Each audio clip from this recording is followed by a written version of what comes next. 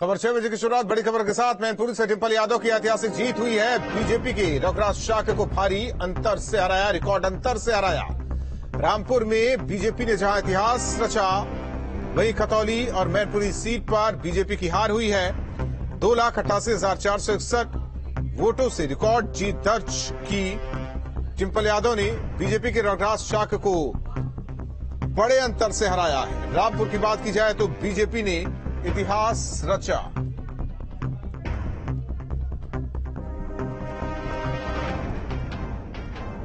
और हमारे साथ सहयोगी निखिल और साथ ही साथ अनुराग जुड़ रहे हैं।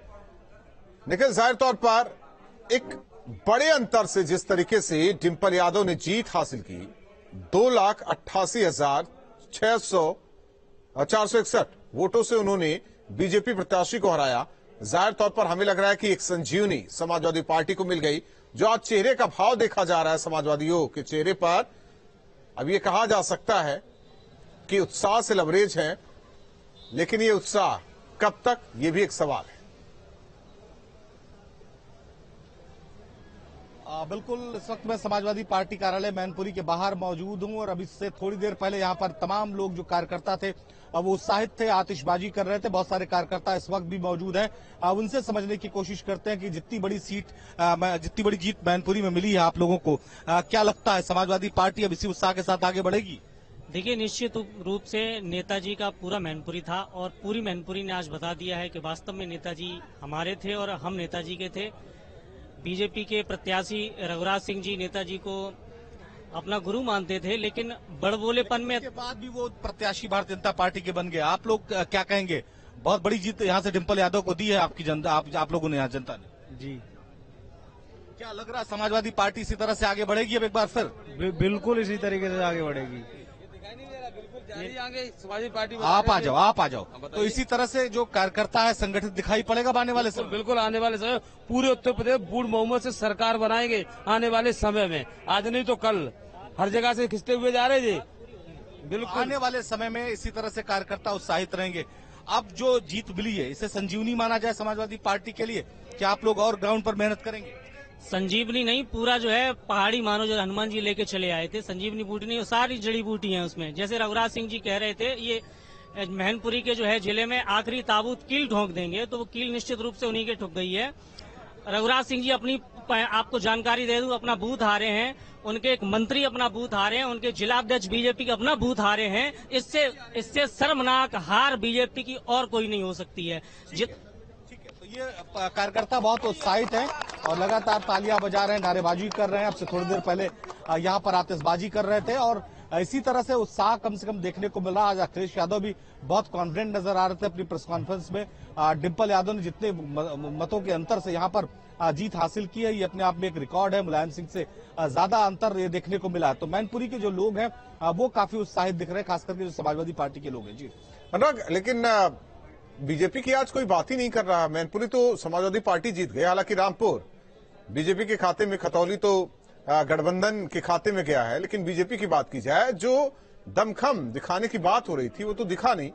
ये उम्मीद नहीं थी कि रिकॉर्ड मतों से डिंपल जीत जाएंगी। 2,88,461 वोट, ये अंतर रहा। समझा जा सकता है कि बीजेपी ने जो कोशिश की वो कोशिश तो रही नहीं कहीं।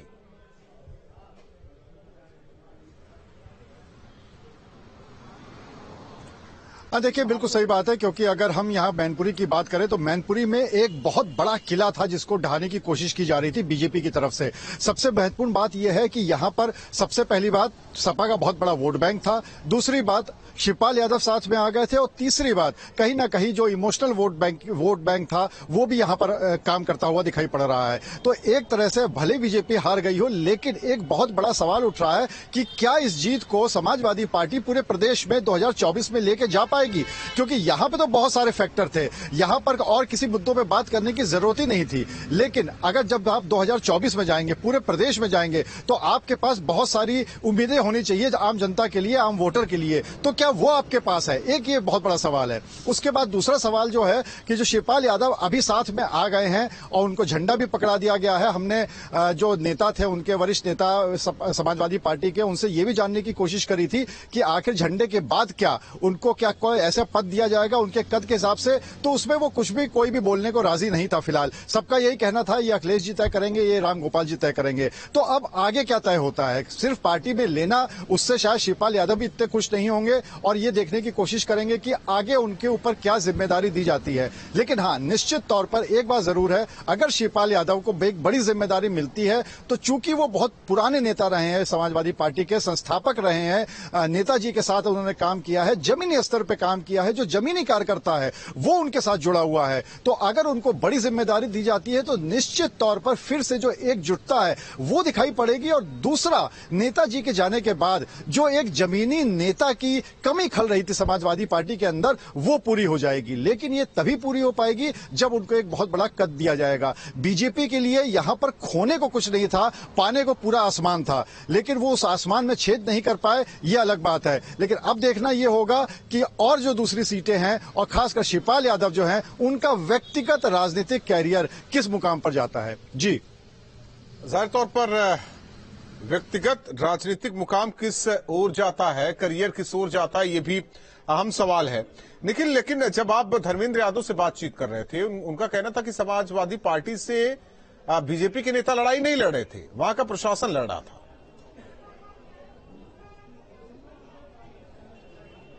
देखिए, पूरे चुनाव पर अगर हम बात करें तो समाजवादी पार्टी ने आरोप कम से कम भारतीय जनता पार्टी पर लगाया कि भारतीय जनता पार्टी के इशारे पर पूरा प्रशासन जो है वो समाजवादी पार्टी को हराने में लगा हुआ है, समाजवादी पार्टी के खिलाफ काम कर रहा है।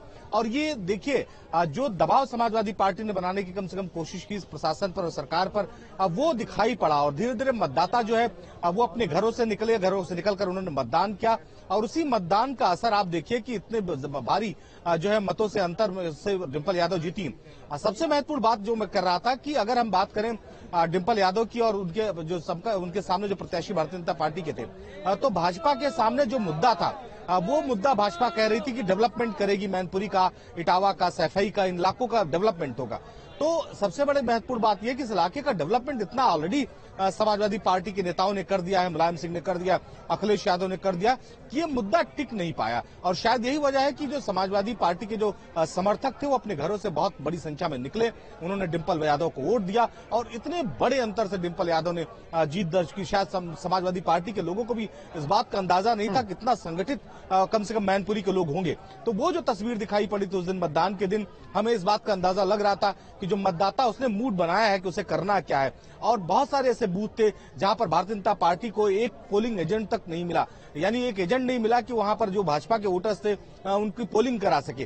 तो वो तस्वीर जो कम से कम इटावा और मैनपुरी और सैफई इस पूरे इलाके में देखने को मिलती है और इससे साफ जाहिर होता है कि समाजवादी का पार्टी का गढ़ है, समाजवादियों का गढ़ है। और आज उसी गढ़, ठीक है निखिल अनुराग आते हैं और रामपुर में जीत का जश्न, हालांकि एक यही सीट जहां बीजेपी ने जीत हासिल की है और ये गढ़ जो कि समाजवादी गढ़, आजम का गढ़, जहां इस किला को फतह बीजेपी ने किया है।